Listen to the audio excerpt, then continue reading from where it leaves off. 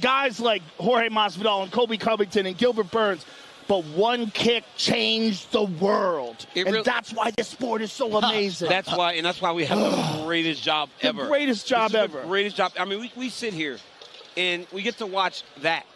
I mean, this guy literally was 2 minutes from maybe forever losing his championship aspiration until someone had beaten Usman. He beats Usman.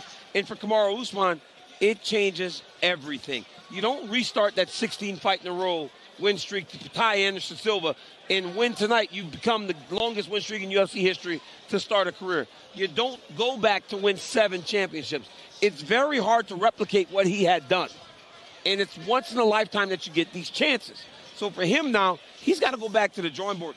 Even if he believes, I was up 3-1, winning the 5th, and I can beat him in the 3rd fight, it still restarts everything. And there's a parallel here. And one of the parallels is the Nate Diaz fight. When Nate Diaz was fighting Leon, Leon relaxed. Because Leon was dominating Nate Diaz, and Nate cracked him with a left hand and had him in real trouble. But he couldn't finish the fight, and then Nate didn't finish, so Leon won the decision. And Leon's here tonight. Now Leon's a champion of the world. But it's a mental lapse. Yeah. I was just going to say, thankfully for Edwards, that moment materialized, but there were times, certainly for us on the broadcast, we were wondering aloud why he wasn't maybe taking more of those chances with the kicks high.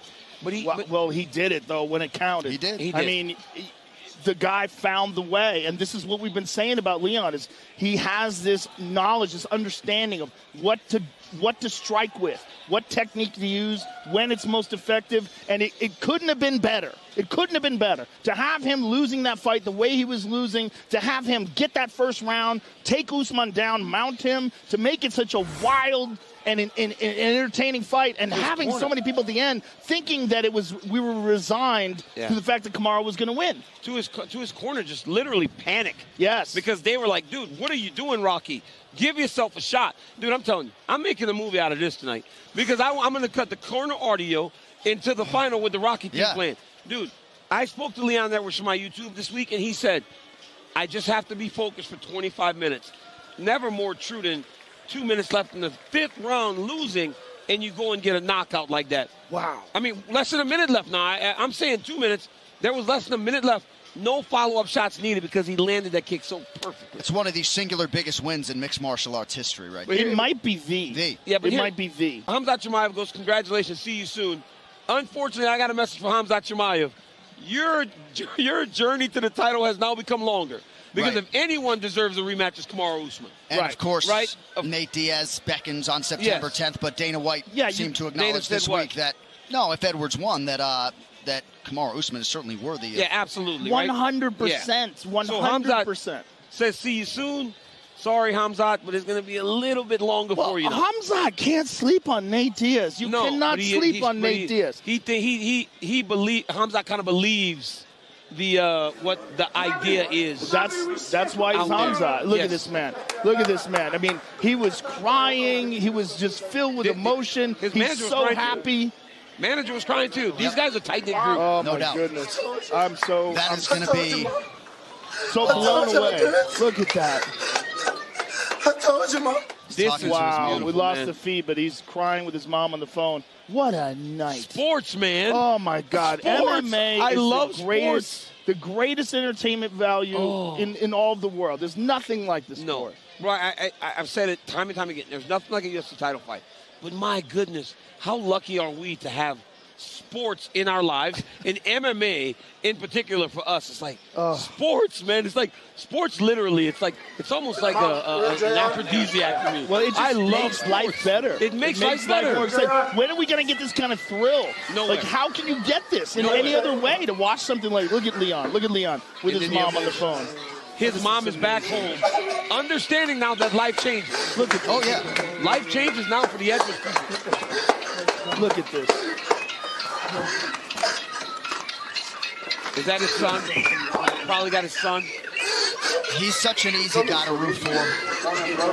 And I have often said the best part of our job is watching a non-champion break through and experience this moment and become a first-time UFC champion. Obviously, no one has experienced that in this seat more than you, Joe, but we've seen it a lot with Rose Namajunas and others. But this might be the most moving one, though. I mean, this one's crazy because we had kind of counted him out. Not kind of. We counted him out. Joe, this casket was his casket was halfway in the ground. Well, I mean, and plus we had seen Kamaru Usman get to that point before and continue down the path to win. So there is no wrong in what we did. It's hard to imagine something like that happening. It never happens. Let's see it one more time. I want to see it one more time because it was so crazy. I need to see it. It was so crazy. You know, about a year ago, Leon was crying on the bus talking to his mom after the eye poke against Bilal Muhammad. About a year and a half later, he's champion of the world. Watch this one more time. Look at this. Oh my goodness. I mean, it's flawless. It's about as good as it gets. But watch the right hand first, Joe. He puts the right hand out halfway. See, right hand out halfway. Here comes the left with the kick. It's all to set up the kick. The left hand had nothing on it. He never even tightened his fist. Right hand barely went anywhere. Yeah. Left hand goes out. Bang. Yep. Look at this. Out there. One more time. Oh, my goodness. That's the kick heard around the world. Wow. That's the greatest head kick in the history of the sport. And we've seen them all because we saw what Ronda did. We saw what Holly did to Ronda. Yes, we did. It was early, but it wasn't this. But this is different. This is different. I mean, come on. All due respect to Ronda. Kamaru was on a different level. The whole thing is different. Everything's different. The dominance is different. The whole thing is different. The level of competition is different that Kamaru has bested.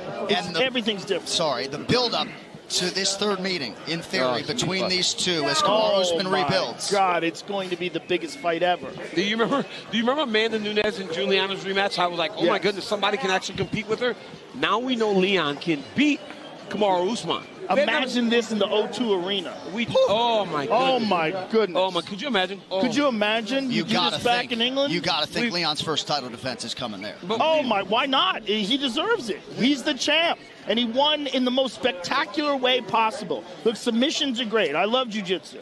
But there's nothing like a head kick. No doubt. A head kick is the greatest way to win a fight. And to win a fight by head kick in the 5th round against arguably, in my book, the greatest welterweight champion of all time. Yes. That's what I think Usman was. I think he was the best. If you are a fan in Salt Lake City tonight and this is your first UFC live event, you're hooked for life. Gentlemen, best of luck sleeping tonight.